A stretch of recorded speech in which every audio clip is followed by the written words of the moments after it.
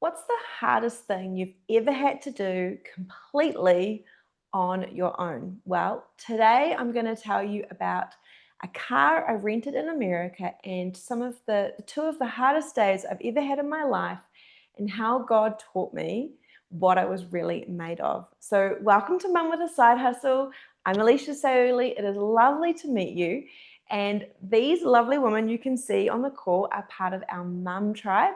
And this is our weekly call where we get together. I share some stuff, Mums share some stories, and we all grow together. So welcome. This series is called 40 Days of Courage, and it's a book that I've been writing. And it's all about encouraging you to rise through the season of motherhood. You know, for me, having a baby was great. I was very excited about it. But after about a year, I got pretty down, to be honest with you. The changes, just everything. And we're going to talk about that. That was a lot for me. And I needed something to help me get going again. I did this 40-day thing and it really helped me. And so I've just been really thinking about how I would love to see other mums rise and thrive and feel not just like themselves again, because I think motherhood makes you into a new person, but feel like someone like themselves, but someone who's grown into something new. So welcome to the call. It's great to have you here. And thank you to the amazing Mum Tribe who show up every week. I love you all. If you're watching this on YouTube, you're watching a replay. So why don't you type replay into the chat, because we would love to know that you are with us. And if you ever want to jump on this Zoom, you're more than welcome. There'll be a link in the description and you can pop me your email address and then I can invite you to this call every week. So welcome. It is great to have you here. Okay, so grab a cup of tea and get comfortable and let's dive in. So today, the chapter I'm going to be sharing with you is really about having the courage to believe that you've got what it takes to rise to an occasion, even if it's a really difficult challenge. You know, the challenges that you wish you could avoid are often the places where you discover what you're really, really made of. And it's so uncomfortable. And I'm so sorry that you have to go through it. But these are the moments. And I really want to speak to the heart of that today, because I know that some challenges, they are hard. They really are difficult. But I hope today's story will really encourage you. So why don't you chuck in the chat some of the most difficult things you've faced in motherhood? And let's just start by hearing some of those things. You know, chuck those in the chat while I'm chatting. But I think for me, motherhood pushed me to breaking point. And that's exactly why I've written this book, you know. I see mums struggling with feeling beaten down. I think that the growth curve of motherhood is like this. If you can relate, nod your head. Yeah, the growth curve is like this, and it's not for the faint of heart, and you pretty much can't give up. Like, you just can't give up. Like, this is it. You are in the growth curve from the beginning. And I reckon it can lead to some lies. So these are the lies that I notice that mums can believe. It's always going to be this way. I just need to wait till the kids get older. Or this one, it's very small. I just can't handle this. Okay, I just can't handle this. Okay, let's see what what challenges you guys have faced. So colic, yeah, I didn't have to face that one, but man, that is rough. And working with the personality of my child. Yep, I'm definitely going through that with my son doing homeschooling. Any other challenges, like the most difficult things you faced in motherhood? So the truth that I wish every mum would know is that you've got what it takes. In every situation, every time. And sometimes it's because you haven't actually discovered the next best step yet. Okay. So here's some more situations here: being a single mother, being in survival mode, eczema with your daughter, that's massive since 3 months old. It's just heartbreaking, eh? That's really tough. And then also having to improve yourself through personal growth and break cycles. That's massive. Yeah, it's a big challenge. Yeah, having to go back to work, shift work. You are amazing. That is so tough. Yeah, another one, reflux and colic, having to deal with your own personality, your perfectionist tendencies. Yeah. Dealing with yourself, that's a big one. So all these situations you're thinking of that have pushed you to breaking point, these actually are the places we can discover the woman you already are, okay? You are strong, you are capable, you are vulnerable, but you're ready. You're ready to rise to the occasion even if no one is watching. So thank you, mamas, for sharing those challenges. It's hard, eh? It's really hard. In the moment, I have memories. We all have these memories of a moment where we just like are pushed to the breaking point, and it feels like we break, right? Like we cry, or we quit, we walk away.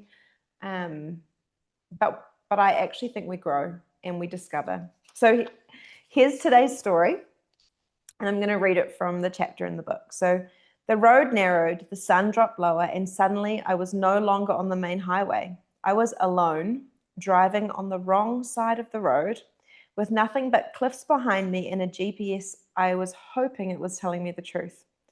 I was in full-blown panic, and only prayer was carrying me through. The story really starts a day before, with me crying on a row of seats at the airport car rentals office. I'd just finished an incredible time at Bethel Worship School, and I'd caught a ride to San Francisco. And after a day with new friends, I was dropped off to collect the rental car that I had hired. But they wouldn't accept my debit card or my mum's one from a distance. They wouldn't rent me the car, and I was stuck. Eventually, I approached a different desk from another company to see if they could help me. With a payment as a deposit, I was able to get a car. But the toughest part was not yet done. I got on the road and headed south towards a friend's house I was going to stay at in Santa Barbara. But it was just me, a large vehicle, clenching the wheel and hoping I wasn't going to make any mistakes driving on the other side of the road. Had I been able to find another option, a cheaper flight or bus, I would have taken it, but driving was the simplest and cheapest option, and I still had 4 more countries on my journey to pay for. I told myself, I can do this, and I could, but it still felt like a massive achievement the next day when I drove into the drop-off area at the LAX airport to return that car. In the end, I was incredibly proud of myself. I had done something hard, something many others might avoid, and I did it alone. It reminded me that I can rise to the occasion even when it's uncomfortable, even when no one else is watching. There's something powerful about doing the thing when no one else is watching. I had no one to back me up that day. In a strange country, my only friends in the States were hours away and not able to help. My family back in New Zealand. I was on my own, just me and God on this crazy adventure in this seemingly huge country. So that's the snippet from the chapter. And this was very life-changing. Actually, this whole trip was very life-changing. Traveling by myself, going through all these different places and being with different people. It was great. I stayed with a lot of friends, but there were a lot of moments like this where I was alone. And I think for the season of life that I was in, I needed those challenges. You know, I lived a reasonably happy, safe life in New Zealand, and I had a great job and lots of friends. And so going traveling by myself was really, really good for me, really good for me to face a lot of these things alone and discover that I actually had what it takes. So there were many moments during this experience I believed that there was no answer to my problem. I couldn't see past that moment. You know, I'm sitting there at the airport. They've said, no, we're not going to rent you the car. I've asked multiple times, is there another way? Is there something else that I can do? No. I felt alone. I felt like I've got no transport and I felt completely stuck. And in that moment, I prayed. This is the best prayer. I'm just going to give it to you guys. You know, the best prayer you can ever pray in an emergency or in the most difficult situation. And I really want you to get a pen out and write this down. God, help me. That's it. That's the whole prayer. God help me. But, you know, in an extremely emotional state, I couldn't even see that he would have an answer. I was like, I was just desperate. I was just like, God, would you please help me? And no one else even approached me. I can't believe it. I'm sitting in this airport rental office and no one even said, are you okay, miss? You know, but maybe God hid me from them. Maybe he was like, Alicia, you're okay. Just sit there, let the tears out. But because of that moment, I now see how ready I really was. You know, I actually was ready to face that. I knew how to pray. I knew how to use resilience and get up and ask again. And deep inside, I actually believed there was a solution because I wouldn't have got up and gone searching again if I hadn't, you know. I just hadn't found the solution yet. My solution didn't take away the toughness of the next few days. You know, getting in the car was pretty easy to the hours of driving. But as I reflect now, I recall that this story would have been really helpful in the first year of my son's life. I kind of wish, and maybe that's why I wanted to share it with you, that I had recalled this, I had brought this back to mind, and I thought about how when it looked like there was no answer, there was an answer. And there's been so many moments as a mum, you know, I've hit rock bottom, and I wish I could go back and tell myself, like, Alicia, don't worry about all the rules you've got in your head or how you should parent, what you should do. Like, don't worry about that. You know, 2 a.m., baby won't go to sleep. You're absolutely exhausted. They just want to be held, you know. And at the time, I was like, I can't sleep in the bed with the baby. I had like all these things in my head of, you can't do it this way. You can't do it this way. This is the wrong way to do it. Like, let them cry or blah, blah, blah, whatever it is. And I did not trust my own intuition. I did not trust the voice deep inside myself because I thought that I had to do it the right way. And I wish I could go back to that Alicia and just be like, tell that voice to shut up. Just shut up and just follow that next idea, that next step that God is totally giving you. Trust yourself. You know, you are the Alicia who traveled to the other side of the world and found a solution when there was no way. You know, you found that. You prayed, God answered you, you found it. So I guess that's what I want to encourage you on as well. You know, I want you to think back, and we're going to do this soon, on times, challenges that you've faced that, like, every single one of us have been through extremely difficult circumstances. There is no way you've got to the age you are without facing something difficult. But you have easily forgotten what you had to actually respond well in that situation and keep going. And even if you didn't do that right, like how you came through, you know, and who you are now. These are all things we've got to keep a memory bank of so that when we face challenges, we believe about ourselves that we have what it takes. And I guess the thing that really occurred to me is that beyond where you are now is a simple answer that has not occurred to you yet. So wherever you get to in the difficulty that you're in, there's actually an answer. It might not seem right. It might not seem like something someone else has told you, but there is actually an answer. There is a next step. So I'd love to hear from you guys, and especially if anyone wants to unmute and share, you know, what examples have you got of discovering that I've got what it takes from your own life? Or how have difficult circumstances shaped your view of yourself for the positive? So you're welcome to unmute, but if you just want to pop an example in the chat, that'd be really cool too. And I think these stories, like last week, man, some amazing stories were shared about how people heard the voice of God. I know that those will be really encouraging to other mums. So let me see who's with us still.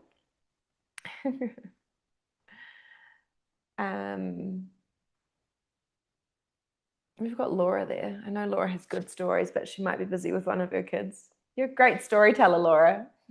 I'm a great storyteller. I feel like there's a really massive moment where in my head, I'm like, okay, go back to that moment. And I can't necessarily think, but I mean, there's many things, I guess. And I think it's weird because in those moments where you have to rely on yourself, um, the sooner you can learn that skill, the better. Yeah. But Yeah. then motherhood comes, and then you almost take everybody else's opinions. I Um, know. Why is that? way. It's I don't not know why. fair. Especially and including your mum or your grandma or the plunket lady or whatever, um who didn't grow the baby. So I don't know. But I think several times, like before children, a massive moment was when I was in Canada and like Mhm. working over there. And I think those moments where you're traveling, either working or just traveling, there's massive amount of moments where, it is just you. Yeah. Um, and you have to kind of figure it out. I think that horse riding is a really cool Mm. skill to figure this out. Yeah, tell us about that because I don't have any experience really with horse riding. Yeah.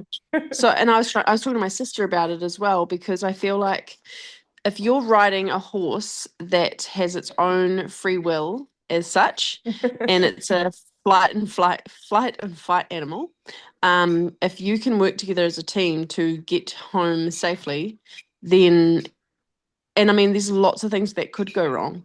Yeah, Like they could spook at things. They're a massive animal, and or if you're riding with others and the others take off, then your horse might want to take off, whatever it is. yeah, If you can work together and rely on yourself to lead that unity, that team, yeah, um then you can pretty much do anything. Because there's been times, especially in Canada, when I was working with horses, and I wasn't such a strong rider, um or probably even strong, in my own head about what I could do, yeah, strength wise, and you kind of don't ride it out. You fall off, and you fall off lots, or you run away with the herd, or mm, that's been a massive skill, and that's why I think it's really important for yeah. children to learn the That's skill of cool. relying on yourself on the back of a massive animal. How much of that controlling that horse or like working as a team, how much of that is related to your own personal ability to control your own emotions? Oh, massively, yeah, yeah. Massively. And I often use the analogy to Mackenzie when she is having a moment or having with her skin or whatever. I say you are the horse on top of a culvert, like a bridge, Mm, and you don't know what's beneath it, and you're like trying to run away now. Like you have to be calm and be like, it's just water going under the bridge. I know this. It's okay. yeah. Instead of, yeah, that Wow. that kind of thing. Yeah. So it's That's it's a a it's really a massive. powerful example. Yeah, yeah. And I think that they can feel the a little dust mite on them, Wow. that when you are scared or nervous or even excited, Hmm. they can totally feel that. And so it's there is a level of faking it till you make it Yeah. if you are nervous or overly excited or whatever. And I struggle with that overexcited stuff still. Like if I haven't ridden in a long time and then I'm really excited to ride, um, then it can kind of be confused as nerves, and then you get on and then the horse is like really amped up, and then it's not till about a quarter way through the ride and it's like, well, not even that, but like 10 minutes or 5 minutes, and I'm like, Yeah. oh, this is good. Yeah. So That's so interesting. Like that, hmm, yeah, that ability to emotionally regulate yourself. I mean, like if I think about 100%, yeah. the story that I'm sharing, like obviously I was like crying. But maybe that was just what I needed to do, like release my emotions. Because I like that, Yes. I tend to go towards crying. I think we all go towards different things. My husband goes towards anger. I go towards crying. I don't know. What do you go towards, Laura? It depends. I think I've done a lot of work on. I don't tend to get really angry. I think I had a Mhm. period of time where that was only really short, but I tend to cry until I feel Yeah. better. And I don't think that's a Um, bad thing. Obviously, if you were on a horse, what would happen if you started crying? yeah, yeah. It's not. Yeah, it's better than and that horse riding, especially in such an intense situation, like with a herd of horses on a ranch, working ranch, Hmm. you have to like pick yourself to like put yourself together real quick. And I would talk out loud, so I guess that helped the Yeah. regulation. Um, but yeah, I mean it's an amazing. an amazing skill, whether you learn that on horse riding or not. But I want to go um, do it. I'm like, I want to go test yeah, myself. yeah, yeah, yeah. And then we'll jump out of the bushes and scare you, and then you can And I'll be like, and really whoa, test horse. it out. Yeah, Can I keep myself together in that moment? yeah, Oh, that's yeah, a really cool definitely. example, Laura. Mhm. Yeah. And you've had so many crazy things happen in your life, really, that like you've had to like rise and Oh, keep absolutely. going. Yeah, yeah, And like, man, I really admire you. We yeah. could, Thank I, you. I would like to do an interview again with you one day because I think there's just so much gold. You're amazing, Laura. Me and Oh, Laura did an thanks. interview ages ago. I don't even think it's on YouTube, but it was so good. It was right before Laura launched her business, and Yeah. you're amazing, Laura. And that was like even before I kind of came out with my full testimony and owned it as a testimony and not an identity. So That is yeah, really yeah, powerful. Did anyone yeah, else want to absolutely. share like something that you've just like something that happened that helped you discover that I've got what it takes, Um, we don't have to, but if someone was like ready and bold, I can share something. yeah, thank you, Liv. So when I was probably in my late 20s, I did a master's and I did that while I was working full time. And it was just so intense and so busy. And I was getting up at 5 o'clock in the morning and going to the gym. And then I would get on the train and I would study and write assignments. And then I would do this, like get to work, keep going Wow. with my uni stuff. And then I would start working at like 8 o'clock. And then I would um, train and do more study, come home, cook dinner, like be up till 10:30 at night, like rinse, repeat. And I wanted to still, look good while I was doing it and nourish my body and keep the house clean. And I look back on that time and I literally don't know how I did it. And I think in some ways it kind of taught me that if I work really, really hard and I'm really, Mhm. really efficient, Yeah. I can do anything, Yeah. which made me feel empowered and strong. But it kind of taught me that control, like my control of things, is good and it works. Yeah. So then a few years later, when I had a baby, oh, you're right, the learning curve is like this. My son was honestly so, so, so tough. And he just cried all day. I'm not even exaggerating, all day, every day. He would just cry and cry and cry. And it did break me. It really broke me. And I tried to control the situation because that's what had got me this far, right? Was me Yeah. being really good, working really hard. Yeah. Um, so yeah, I would go down rabbit holes on Instagram and find sleep routines and all these tips. And like, I also haven't really been around babies at all growing up. So like, I'm the youngest in my family, the youngest grandchild. I've had no interest in babysitting. Like, this was all brand new to me. I was out of my depth and control it and listening to all of these opinions and not trusting my instincts. And it was a really, really hard time. So that taught me things go. And sometimes you can't fix things and you have to just be okay Yeah. sitting in the discomfort and getting through the day and just surviving is sometimes okay too. Yeah, absolutely. Such a powerful thing, and I can totally relate to what you're saying about like I think that's why partly becoming into motherhood was so challenging because I was used to being in control. I was single till I was 31. I didn't have my baby till I was 35. I had quite a nice, I can look back now and I had it made. I could sort my life out, and I could eat what I wanted to eat healthy and I could fit in everything I wanted. And the more children you have now, the less control the more control you've got to give up, and the more you've got to fight for what you really, really want. And I think like doing mum with a side hustle has really taught me that. Like I cannot be in control of my environment every day. Like I can't have a perfect house every day.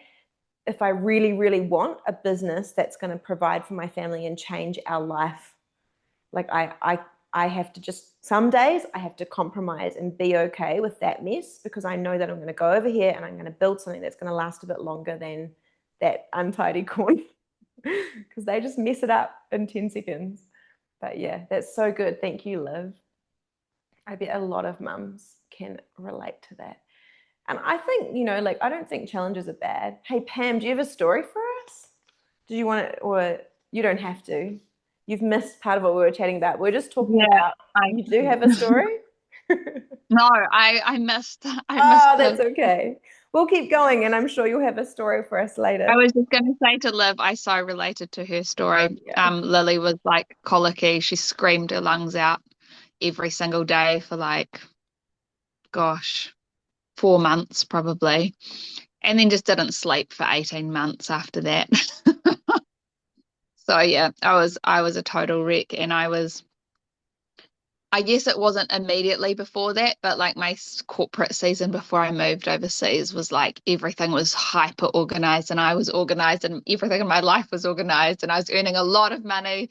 Then I went to earning no money and it just, yeah, it was hard feeling completely out of control when you're used to having everything structured. And yeah, I relate to you as well, Alicia. Like I think I was 29 when we got married. So yeah, I had Lily at 31. So you do feel like you don't realize how set in your ways you kind of become and used to your freedoms, and then Yeah. suddenly a child comes along and you're like, oh boy. I think that was the hardest transition for me, was letting go of like, I don't get to run the agenda anymore. I literally just have to do what my kids need. And yeah, that was the hardest thing, I think.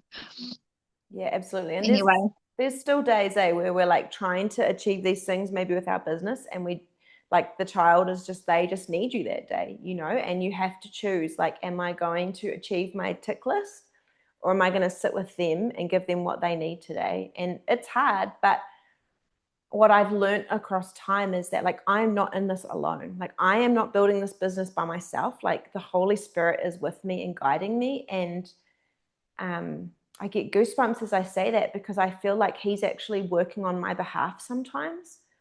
Um, yeah, yeah, I'm definitely not alone in this. I am not building this business just as Alicia, and for all of us, I pray that that is your conviction as well, because it's lonely otherwise.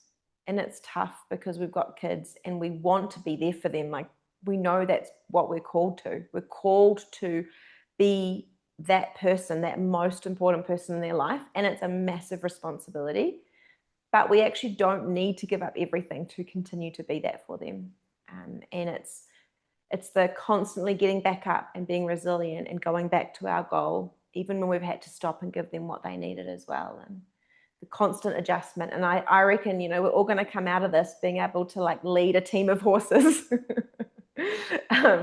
Just like Laura was sharing, because it's just like constantly building and growing those muscles of resilience and focus and yeah, just everything. So, like, thinking about us now, when it comes to your dreams, your business, your brand, your motherhood, how does the courage to believe you've got what it takes make an impact? So if you think about your life now, if you were to really embrace this idea, like, I've got what it takes, what impact would that make for you? And I know that some of us on this call or watching later, some of you are actually still in the toughest season of your life. Maybe it's your marriage. Maybe it's a sickness your kids have that you can't actually just click your fingers and solve. Maybe it's being in the early years of your business. Maybe there's a burning moment in there, and the challenge of trying to do that when your kids are really small. But believing that you've got what it takes is a really powerful weapon when the thoughts come in. And I just wanted to share something that's going on for me right now, and I hope that's an encouragement to you guys as well. So right now I have a vision for Mum a Side Hustle to see more mums join our tribe. And how I hope to do this is through creating ads and having a funnel, so a landing page and some automatic emails. And so I've been trying to create this on my own. And I'll share honestly with you guys, like, I was posting 5 to 6 days a week. I probably lasted 6 to 8 weeks doing that. It was awesome. I was really proud of myself. I really loved the content that I was creating. And then I thought, okay, now it's time to create this advertising campaign and meet new people. I'm going to invest some money in this. I'm going to learn how to do it. So I started, and I'm part of a group where we do 90-day sprints, and it's almost over, and I have not achieved my goal. And the worst part is I have not only not achieved it, I have lost all of my momentum on posting, which is so upsetting to me. You know, and and I can't wait to meet more of these mums, but like I've found someone to help me now, so that's a good step, and I'm taking some more steps into that. But as I think about these women coming into the call, I realized last night that sometimes I am actually afraid of more women coming, because, you know, like what if what I have isn't actually a good fit for them? What if it's not enough? What if they come into our community and it's not what they actually want? And I realized I was thinking this way, and I started to wonder, like, well, so what? You know, so what if I don't have enough content? I can create more. So what if they don't like it? They might not be the right fit. Like, that's actually okay. You know, what if I need to build more value? What if I need to do something different with the tribe and pivot and find new platforms? So what? Like, that's actually okay. You know, I actually have what it takes. And I've heard about this fear of succeeding, and it was almost like it came to visit me. Like, are you afraid of succeeding in your dreams? Are you afraid of like seeing more women come into the tribe and feeling like you're lacking? And you know, you guys really encourage me just by your presence. And we chatted about this before we went live. You know, like the fact that you turn up every week, it is so encouraging to me. The fact that we've been doing this for over 2.5 years, some of you have been here for almost that long. I'm like, this is my track record. And if I've learned anything over that time, it's that I can learn anything and I can do it. And yeah, I just hope that my story is an encouragement to you as well. You know, that you would know that you can do what you need to, because you have what it takes. And it might take me 2.5, 3 years to actually even make any income on Mum with a Side Hustle. But I'm like, good on me for starting 2.5 years ago. Good on you for starting 2.5 years ago. And hopefully whatever I learn will make it shorter for you. Someone's dropped a comment in here. yeah. This is self-sabotage, you know, like being worried of succeeding and being worried that you don't have what it takes. And that's why we need to think back on these stories of our life where we did have what it takes. So I've got some coffee questions, and if we were together, or we're going to jump on a private Zoom after this, so we might discuss this a little bit more. But if you've got some mum friends who are in business and you want to discuss this topic with them, here's some great questions to ask. So what's one hard thing you've already survived that you once thought would break you? Where have you been saying, I can't, instead of, I haven't discovered it yet? Have you been waiting to feel capable before acting, instead of acting and discovering you're capable? I'm going to read that one again. There's lots of words there, but have you been waiting to feel capable before acting, instead of acting and discovering you're capable? What's one courageous step you've been postponing because you don't feel ready? And this was probably this one, you know, advertising. And creating funnels and databases and this sort of thing. Like, that was one thing I'd been postponing because I didn't feel ready. So my encouragement is this: if every woman watching forgot everything else that I've said today, I would want you to remember that you have what it takes to rise to the challenge in front of you. You know, and there's just a very simple prayer, and I shared this before, that you can pray. God, help me. And then once you have prayed that, you just take action. What is the one thing that you can do in this moment that is a move forward? And I feel like that action and that prayer, they go hand in hand. As I pray, God help me, and then I get up off the seat at the airport and I walk to a different desk and I ask again.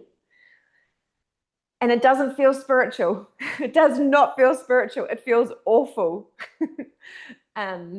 But thankfully in that moment, I actually don't remember having a lot of fear. I was just like so overwhelmed by emotion. I wasn't thinking like, what if they don't have one? I wasn't allowing myself to stay long enough in that moment. And I guess it's kind of like what Laura was saying about horses, right? Like you've got to zip those emotions in really fast so that the emotions are not controlling your horses, that you are actually in control. So yeah, God help me, and then take some action. Mamas, you cannot sit crying forever. There is a time for that. There is definitely a time for that. And I am a great crier with all of them, with the best of them. But let it be your emotional release, and you'll know. And sometimes you can cry and just get up off that seat and do it anyway. Like I probably looked all red and splotchy. I don't remember going to wash my face or calming down that much. I was like, I need to go and ask. Like I just need to go and find a car and ask again. You know, if you need to, why don't you ask again? And you'll never know what's on the other side of that next courageous step. So just take the step and find out. Take that step and find out. And that's this week's courage challenge. Okay, I want you to cast your mind 5 years from now. What story do you want to be able to tell about when you discovered you had what it takes?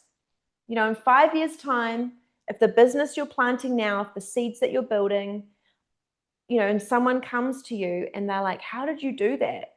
You know, what story do you want to be able to tell them about the actions that you took, the way you believed in yourself, the way you prayed? Like what story do you want to be able to tell? And as you start imagining that story, I actually think you're going to start living it because you've already created it in your mind. Does anyone want to share anything on that? You're all busy. That's all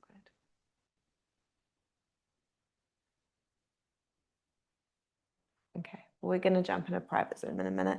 So yeah, if today's conversation has stirred something in you and you're longing to build a meaningful community in the busy season of motherhood, then I'd really like to invite you to join us. It's really simple. I have a link at the bottom in the description. Just drop me your email and I can send you updates, and you're welcome to join our weekly Zoom calls. I think that's probably like almost the best part of doing Mum with a Side Hustle. We also have a course that all of these amazing mums have done. I'm just going to show you all these amazing mums. They've all done the Master the Code Challenge. So it's a really great place to start because it gets you to dream again. You learn about what self-sabotage is. You address like disappointments and failures. You get really focused, and then you get some practical systems and steps to help you. So that's a really, really amazing course, and I can definitely share that with you if you'd like to know more about that. Yeah, and we just love to have more women in the tribe. Like I can see us in 10 years' time, like the businesses that we build, because we had each other, because we could share, because we could talk every week. And I also think that if you want to start a business in the busy season of motherhood, you're probably like a 1 in a million.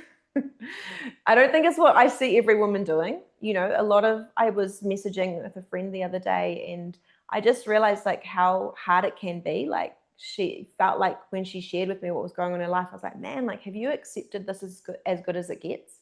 You know, the way that you and your husband are both just working as hard as you can, full-time jobs with low pay. Like, have you actually accepted that? And I haven't messaged her back yet, but I'm like, no, I don't accept that. I don't accept that. Like, that's not what I want. I want to build a business that has leverage in it, that grows just the same way that my motherhood curve grew, you know? Like, I don't want to just live like this and slowly get there. Like, I actually think we can do better. We can do more. And this is the tribe of women who believe that. So yeah, we'd love to have you. We'd love to have you join us. So this week, I want you to walk away and remember that you've already got what it takes to rise and face the challenges of your life. You know, you don't need to take the perfect step. You just need to take action on the next step. And I actually think God is inviting you to receive his help and walk it out. You're not doing this alone. That's what I shared, and I want to say that again. You are not in this alone. And for me, every single step of the way has been an idea from the Holy Spirit. And I am so grateful that it's not just me, it's me and him. Yeah, and I want you guys to discover what that's like too. So thank you so much for being here. Mums, if you want to stay on the Zoom, we're going to chat more in a minute. But yeah, Thank you, mums. Bless you. And we will see you another week for another chapter from the book of 40 Days of Courage.